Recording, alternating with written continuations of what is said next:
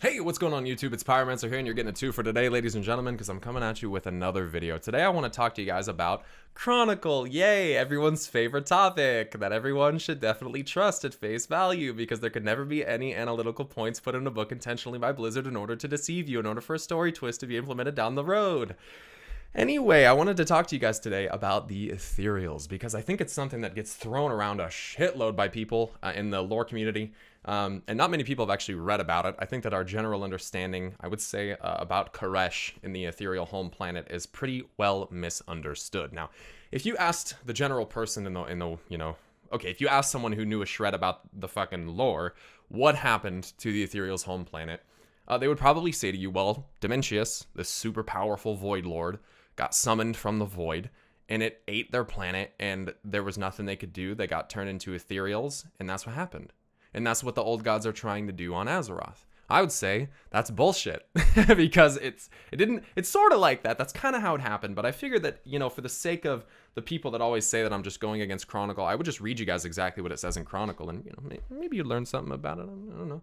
So this is out of the Chronicle Volume 3. This is the Ethereals, part of the Burning Crusade. And if this fly doesn't fuck off, if you guys can see that right there, I swear to God, I'm gonna slay this fly. Anyway, I'm just gonna read this to you, and I'm gonna talk about it after.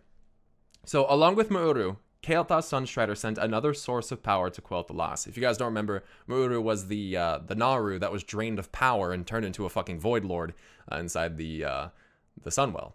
So, he and his Blood Elves had discovered how to harness Tempest Keep's technologies to siphon magic from the Twisting Nether. So what this is implying is that Tempest Keep, which was a Draenei architecture and Draenei ship, could actually pull energy fucking straight out of the Twisting Nether, which is actually insane. That's pretty crazy that the Draenei were that advanced and had that capability. That's something that's getting up to the level of like, man, that sounds like some Titan stuff. How ironic. They dismantled parts of the fortress and built a series of devices called Mana Forges. The elves placed these arcane machines throughout the Netherstorm. I'm sure you guys have seen them. As they rumbled to life, they harvested magic from the Twisting Nether and stored it in an enchanted mana cell, which the Blood Elves fed on. Kil'jaeden urged Kael'thas to continue his work and dispatch shipments of the mana cells to Quel'Thalas. His advice was far from altruistic. The Demon Lord believed that Kael'thas could use the cells to help craft the Legion's portal in the Sunwell when the time was right. Over time, the Mana Forges weakened the fabric of reality in the Netherstorm. This attracted the mysterious Ethereals, a race of gifted scientists and magi who originally dwelled on the world of Koresh. Now, we don't know if Koresh is in the Twisting Nether or in reality, by the way. For example, Azeroth is in reality. Draenor was in reality. Argus, however, was in the Twisting Nether. So it says here, in pursuit of knowledge and arcane technologies, the Ethereals had doomed themselves and their home. The Koreshi had torn open a rift into the void and drawn the wrath of a being known as Dimensius the All-Devouring. Now, this is probably about the point at which most people's knowledge of this situation kind of cuts off. Like, okay, Pyromancer, you said at the start of the video, you smartass, you condescending smartass, that's not what happened. And you just read, that's exactly what happened. But wait, there's more. For only a simple payment of $19.99.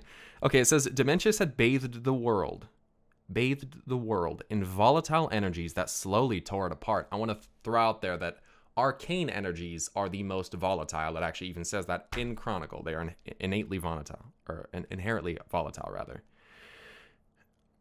The Koreshi had desperately tried to shield themselves from harm.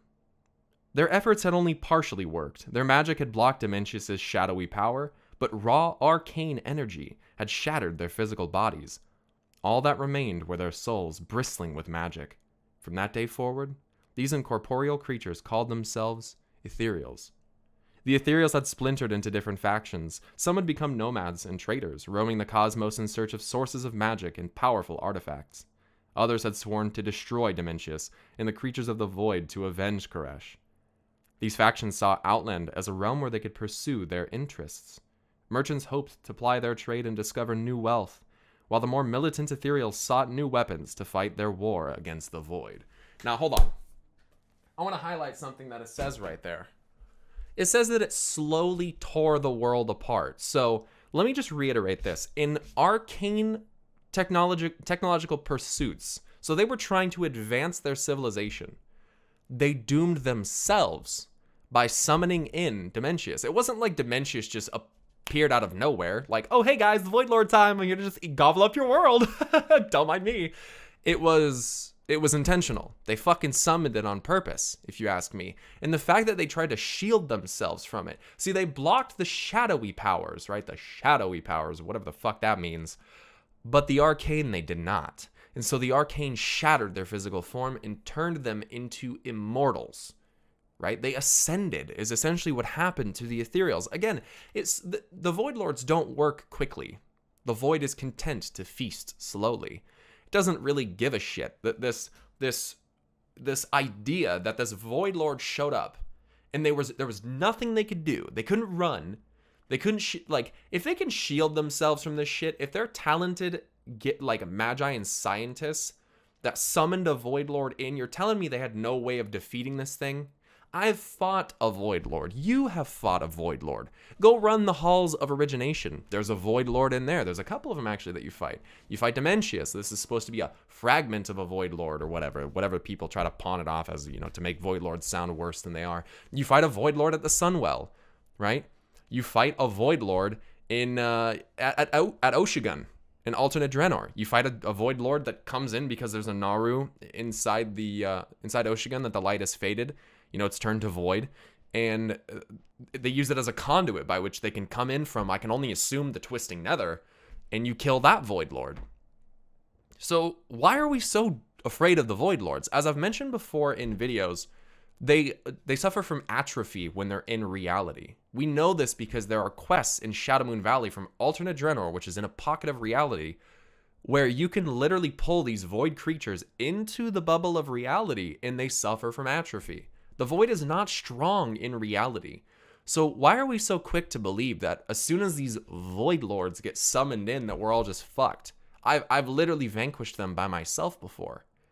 The Koreshi should not be any different. They had the power to defeat that thing, but they didn't on purpose. It slowly tore their world apart, which begs the question, how did that even happen? Where did it, like, whose idea was that? Was it Locust Walker's idea? Is that why people don't like Locust Walker? Could that possibly be it? That Locust Walker was the one that proposed the idea that they summon this fucking thing in? If that's even true, if it really even was Dementius, you know what I'm saying? I mean, obviously that's what Chronicle says, so we'll go by that. But I mean, what if it was re-origination? What if they re-originated their own world on accident? You know, they triggered it. They found the module that was placed there. Maybe the Titans visited their planet and they re-originated their own fucking planet. And it shattered their physical forms with arcane energy, turned them into immortals. You see, there's something really, really inherently flawed with whatever the Pantheon is doing. And if the Koreshi had anything to do with that, I would be very, very concerned. But Locust Walker is said to have made some type of deal, right? The other ethereal that you find on the Vindikar mentions this. You ask him, you know, why don't you, like, you know the name Locust Walker? And he's like, yeah, I made a deal with them. I made an investment a long time ago, and I have yet to see my return on that investment. So a lot of people and individuals and beings are not very big fans of Locust Walker. It makes me wonder why.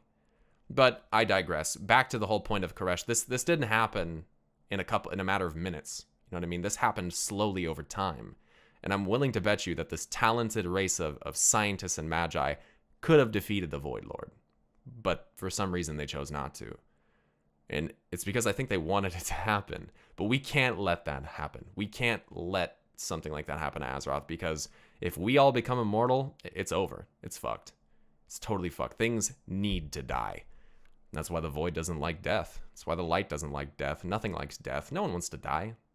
But we'll talk more about that in the next video. I appreciate you guys very much. Thank you so much for watching this video. If you enjoyed, please make sure you drop a like. And if you didn't like it, well, you should just like it anyway to make me feel better about myself, okay? If you guys aren't familiar, this fly is still flying around and I'm going to fucking destroy it.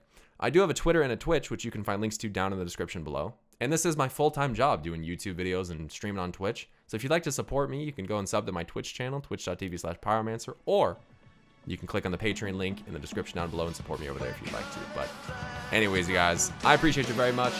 Stay awesome, and until next time, see you guys later.